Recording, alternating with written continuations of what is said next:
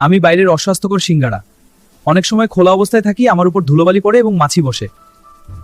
এর ফলে আমি তোদের পেটে গ্যাস ও অ্যাসিডিটি বাড়াই, ডায়রিয়া, আমাশয়, টাইফয়েড এবং জন্ডিসের মতো রোগের ঝুঁকি বাড়াই। তাই সাবধান, যদি সুস্থ থাকতে চাস আজকেই আমাকে বর্জন কর।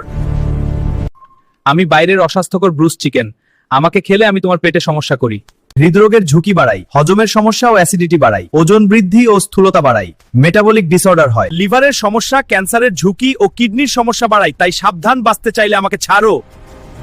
আমি জিলাপি আমায় দেখতে দারুণ, খেতে মুচমুচে রসালো হলেও আমার বেশ কিছু ক্ষতিকারক দিক রয়েছে। আমি রক্তে শর্করার মাত্রা বৃদ্ধি করি, অতিরিক্ত ক্যালোরি ও ওজন বৃদ্ধি করি, হৃদরোগের ঝুঁকি বাড়াই, আমার ভিতর থাকা অতিরিক্ত চিনি দাঁতের এনামেলের ক্ষতি করে এবং ক্যাভিটির ঝুঁকি বাড়িয়ে দেয়। আমি কোমল পানীয়, স্বাদের দিক থেকে লোভনীয়, আমার খেলে তোর পেটের 12টা বাজাই।